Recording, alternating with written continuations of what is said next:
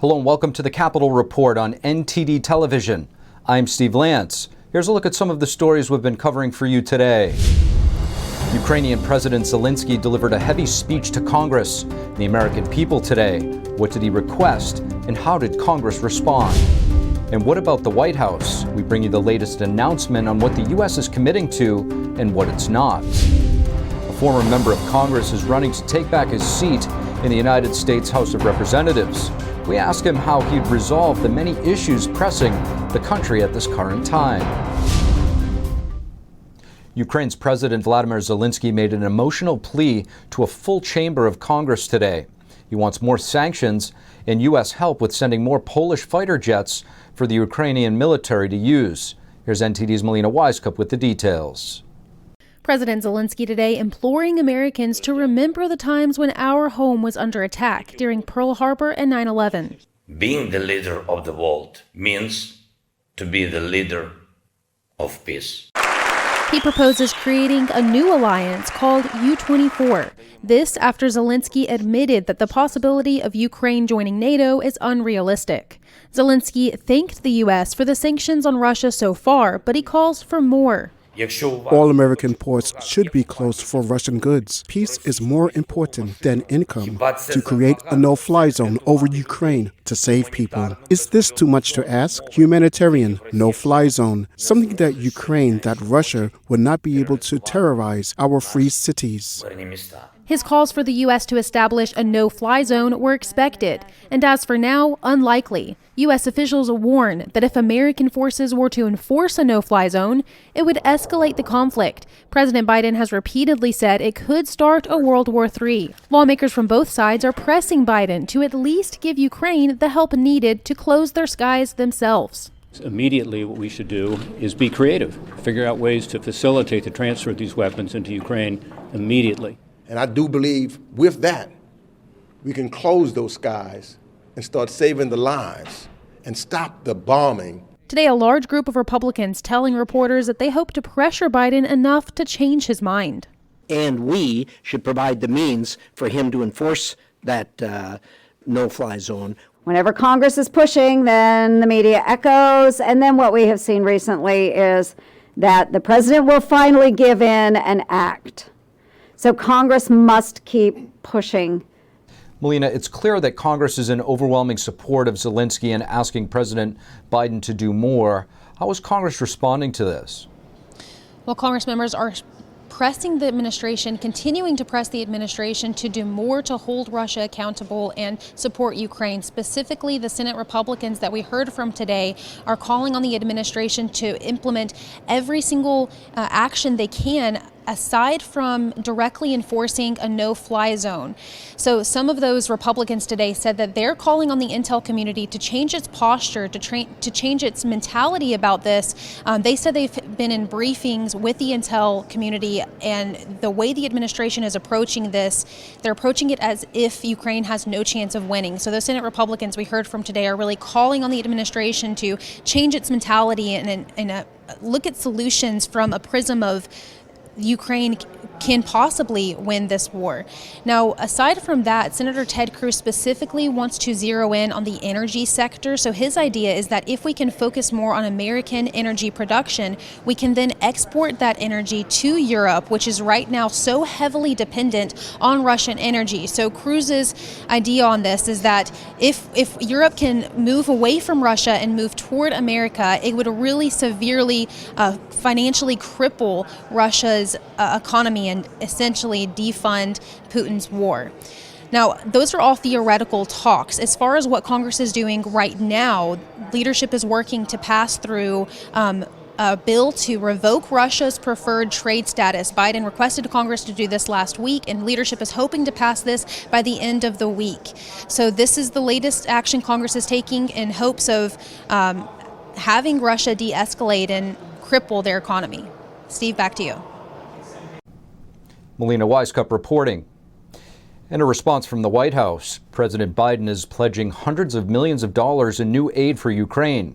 NTD's Iris Tao brings us the latest. He speaks for a people who have shown remarkable courage and strength in the face of brutal aggression. hours after Zelensky's plea to Congress, President Biden pledges to do more in the upcoming days, and that includes $800 million in new military aid to Ukraine. We're going to give Ukraine the arms to fight and defend themselves through all the difficult days ahead. What I'm signing here. Today's announcement brings the total to $1 billion in aid announced in just the last week.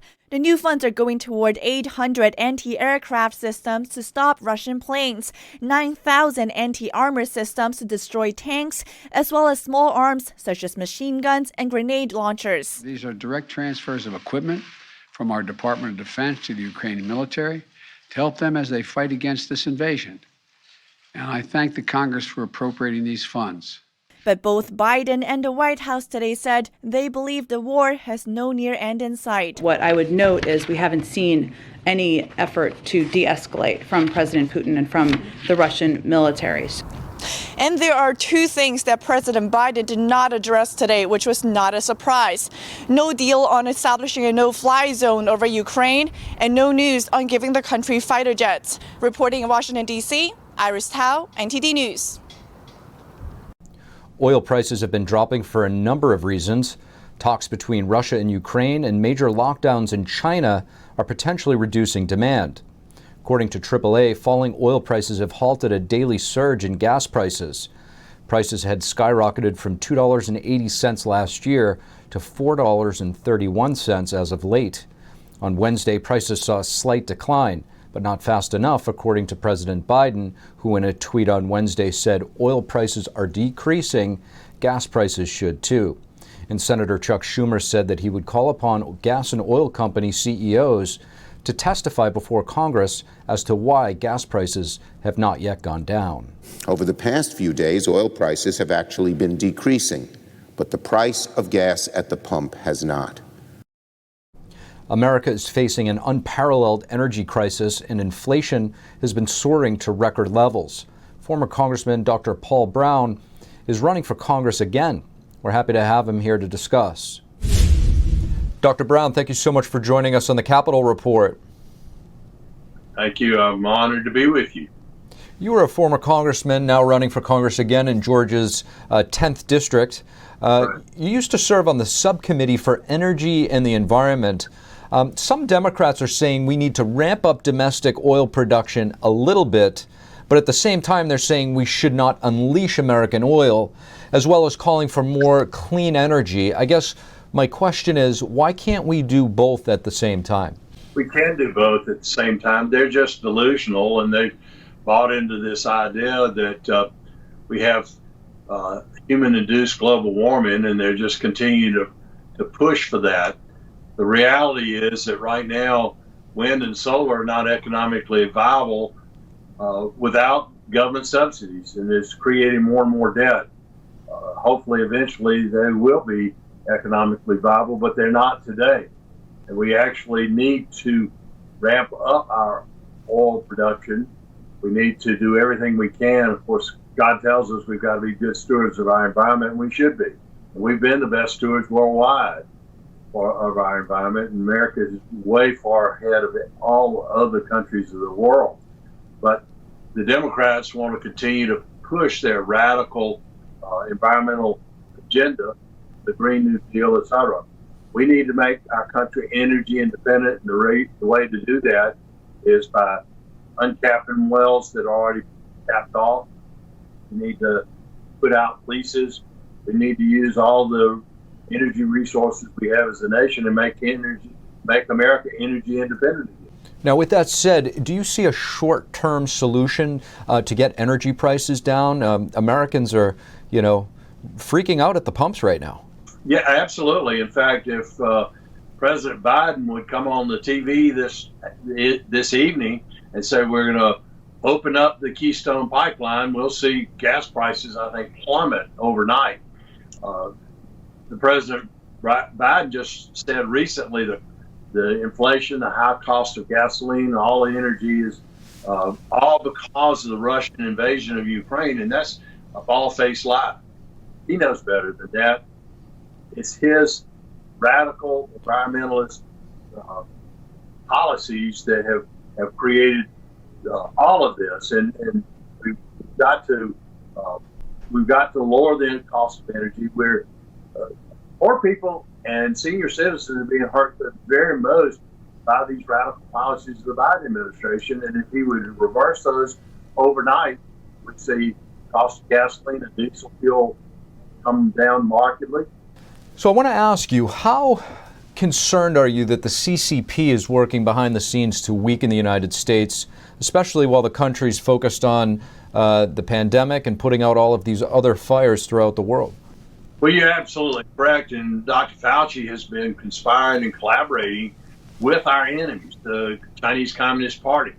Now, if you look at the definition in the dictionary, what I just said, and it's quite clear, he's been collaborating and conspiring with the Chinese Communist Party that are our economic enemies and our military enemies.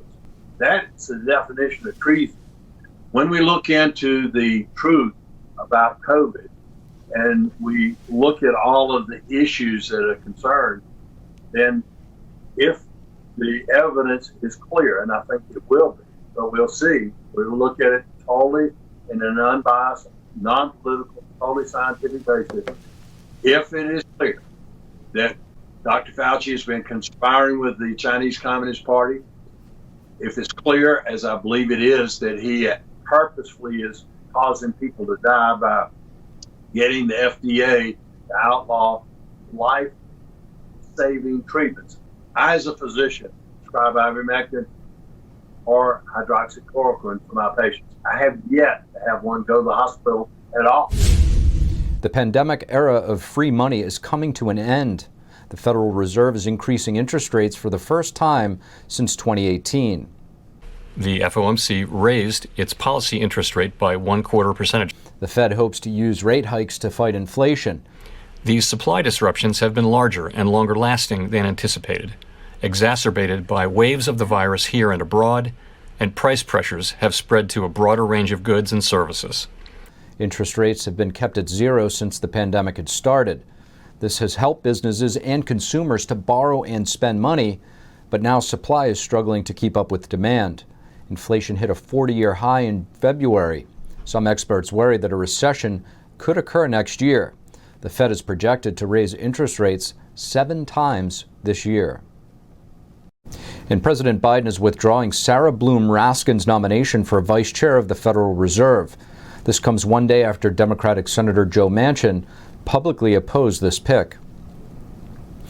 On Tuesday, the White House announced that Second Gentleman Douglas Emhoff, the husband of Vice President Kamala Harris, has tested positive for the CCP virus. Harris has tested negative. She appeared with President Biden on Tuesday afternoon at a bill signing event with members of Congress. To be cautious, she did not attend any other White House events. Harris and Emhoff are both fully vaccinated and boosted. The Senate passed a resolution repealing the mask mandate on airplanes and other public transportation, but President Biden is threatening to veto it. 8 Democrats joined Republicans in repealing the public health order. It took effect when Biden took office in January 2021. Senator Mitt Romney was the only Republican voting against the repeal. Senator Rand Paul sponsored the bill, and he says that the CDC ignored the science when imposing mandates.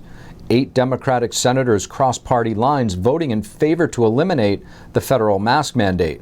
Utah Senator Mitt Romney was the sole Republican to cast his vote against repealing the mandate. At least 30 studies demonstrate that masks have little to no impact on transmission. Senator Paul says the CDC did not have constitutional authority to impose mandates. Furthermore, no statute exists that remotely conveys a power to mandate masks to any department of the federal government. The mandate was set to end on Friday, but has been extended through April 18th. Instead of border crossings decreasing during winter months, the number of illegal immigrants encountered at the southern border rose by 7% from January to February this year. And we speak to border state Congresswoman Yvette Herrell to get her take. Taiwan is ramping up military exercises on Wednesday amid mounting threats from communist China.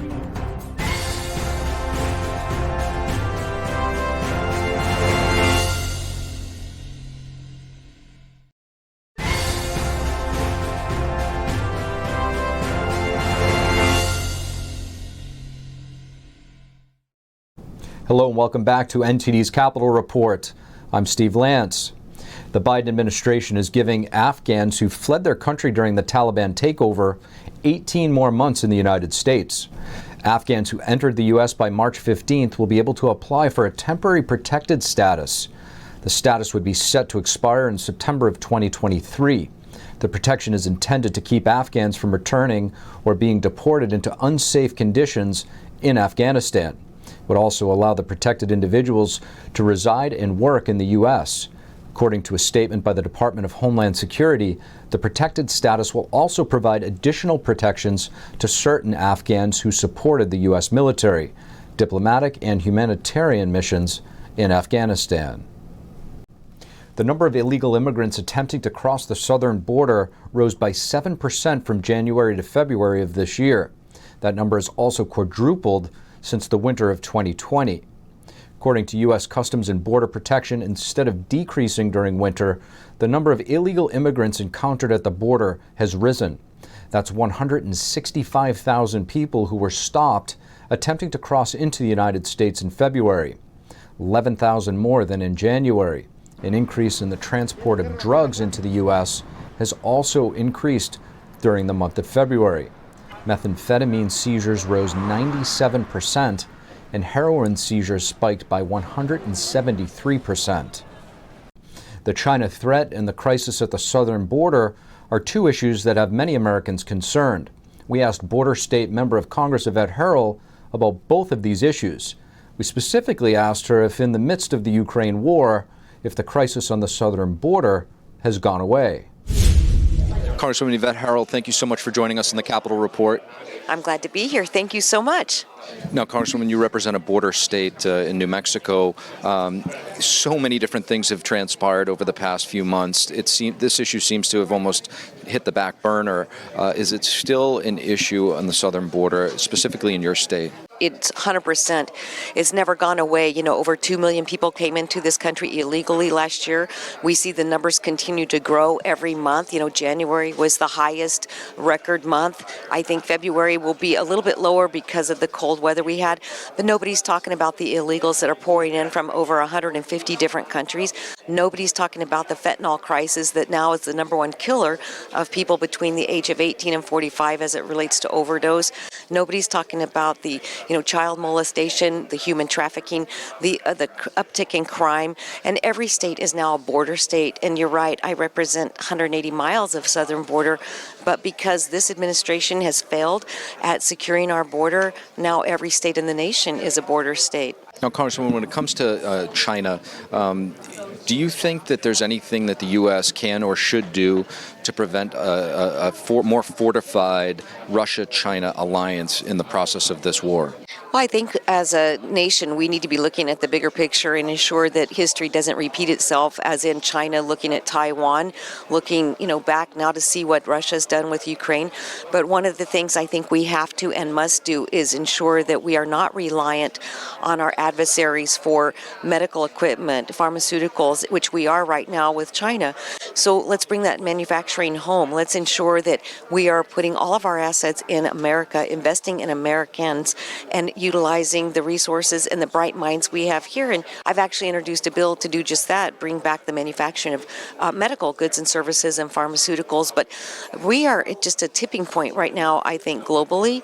And I think right now we need to stand up with courage, with resolve, and we need true leadership. Congresswoman Yvette Herrell, thank you. Thank you so much. U.S. Secretary of State Antony Blinken criticized China's response to Russia's invasion of Ukraine on Wednesday. Well, China's already on the wrong side of history when it comes to Ukraine and the aggression being committed by Russia. The fact that it has not stood strongly against it, that it has not pronounced itself against this aggression. In an interview with NPR, Blinken said if China actually provides material support to Russia in this effort, that would damage its reputation all across the world. And Taiwan is ramping up military exercises amid mounting threats from the CCP. According to the Taiwan Military News Agency, Taiwan held its latest round of military drills in its northernmost territory called Dongyin. It's a remote island directly off the coast of China. In the video, soldiers fired shells at floating red crosses representing the enemy. Echoes of machine guns and cannons were heard around the shoreline. Taiwan didn't reveal details of its military presence on Dongyin, but the region has been on the front lines of Taiwan's defense platform since the 1950s. Since Russia's invasion of Ukraine, Taipei has been on high alert, looking to prevent Beijing from taking similar action against the independent island. Federal prosecutors accused Chinese government agents of trying to spy on and intimidate dissidents living in the United States, bringing at least 3 criminal charges, including one involving a congressional candidate. In discussing these cases, I want to be very clear that the Department remains focused on the threats and actions of the PRC government and its agents, not the Chinese people or people of Chinese descent, who are often the victims of these crimes. Justice Department officials said the cases amounted to transnational repression by an authoritarian government, including a discussion of assaulting one dissident.